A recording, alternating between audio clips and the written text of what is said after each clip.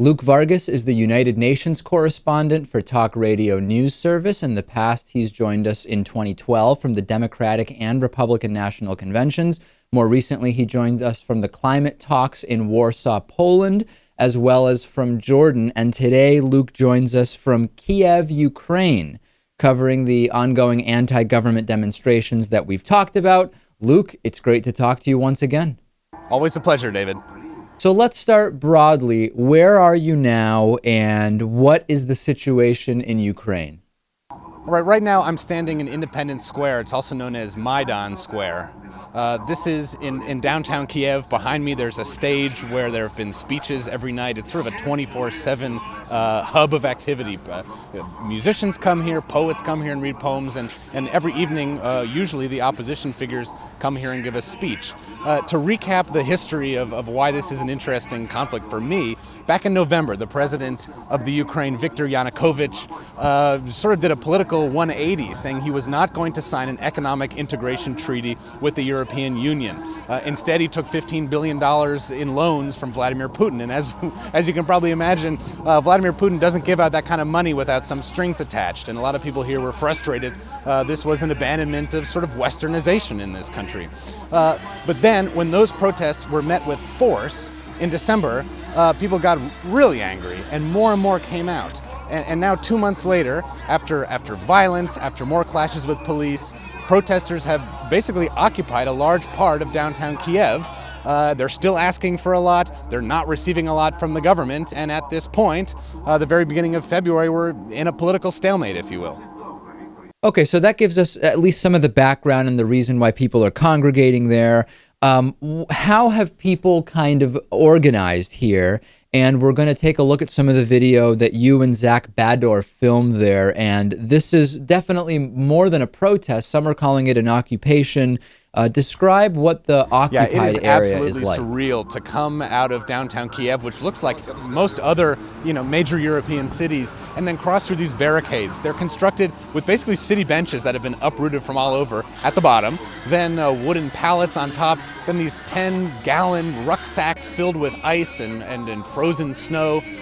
They're maybe 20 foot high, and they're all over the place. And occupiers here have cordoned off maybe 10 city blocks where they've erected tents. Thousands of people sleep here every night. Thousands of people are fed. Thousands of people are clothed.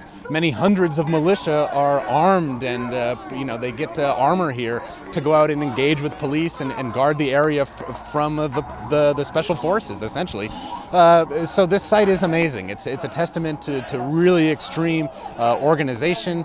It's quite amazing. There's also been occupation of buildings around here. One of the buildings is a trade union building, a distinctly Soviet era facility. It's 7 stories tall. On the ground floor, you've got a place for clothing donations. The second floor, a media center. On the third floor, a mini hospital. And on the 4th through 7th floors, you've got political offices for some of the largest opposition parties. It's a very interesting site. At other buildings, you've got cultural workshops, an open university. You name it, there's probably some equivalent to normal society functioning here, and I'd say quite well, within Euromaidan at this point. It's a testament to really concentrated, focused, and dedicated civic organization.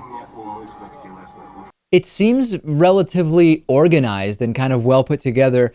Remembering back when we had Occupy Wall Street here in New York City and the level of organization that existed there were libraries, some places to get food and sleep. Are there more similarities or more differences here? The similarities between Occupy and here have actually, sort of occurred to me a few times. There are some major differences, though. One is that the demonstrators here with these barricades and with the armed guards at the barricades have really sealed this significantly large area of the downtown off from the police. So there are not even any security forces, within the camp, but even just outside the barriers. It feels like a different city, like a completely, separately governed area. Some other differences are that it's immaculately clean almost everywhere. We've seen some dirty porta potties, we've seen some trash piled up, but it's amazing what these protesters have done to combat the sort of problems that typically spring up when you have a sustained occupation in an area that is not suited to house this many people. If there are homeless people that have congregated here, we don't see them. If there are people here who are starving and hungry and need the food here, we don't see them. It really seems like everyone's getting by here, and I think, again, that's a testament to the ability of the volunteers here to adequately serve the needs of the people that have decided to come out here and protest.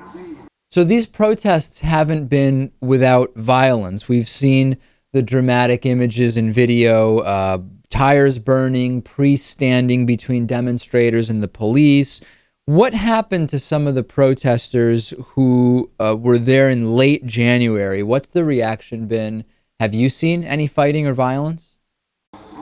Yeah, there has been violence here. There were 4 men who were killed in clashes with the police, probably about 300 yards from where we're standing now.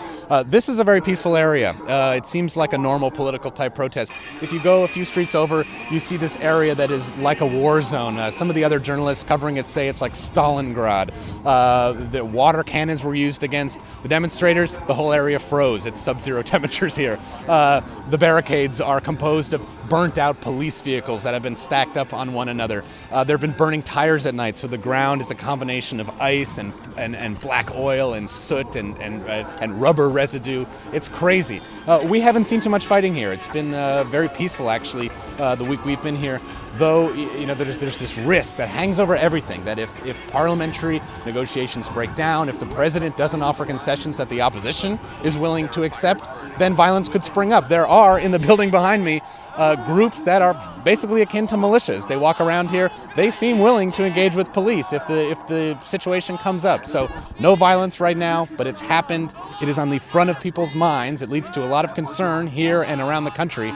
But at the moment here, it's quite safe. So what's the next step? I mean, where does this leave us? Is the president backed into a corner? Has he found a way to hold on to power? This is really kind of the original catalyst or impetus for these protests.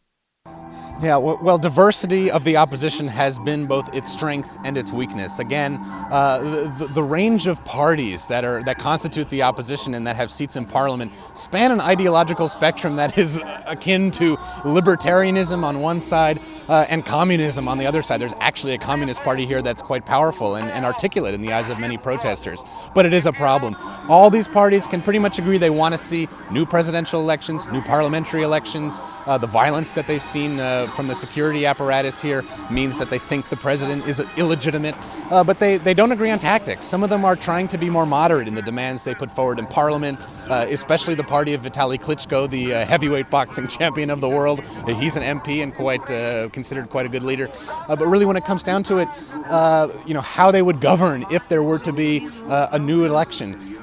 These are not parties that are going to form a coalition in a post-President Yanukovych world, and as such, it's complete political uncertainty here right now. None of us know what is going to be offered as a concession by the government. Nobody knows really how the opposition is going to respond. So we wear our bulletproof vests, not now, but when we go up to the front lines, photographers are out there every night expecting potential clashes, and people here, are on edge. They want to see some changes, but at least in the week that we've been here, nothing really major has happened, and I think that makes a lot of people nervous.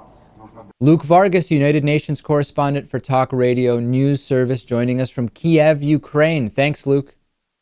Sure thing, David. It's always great to speak to you.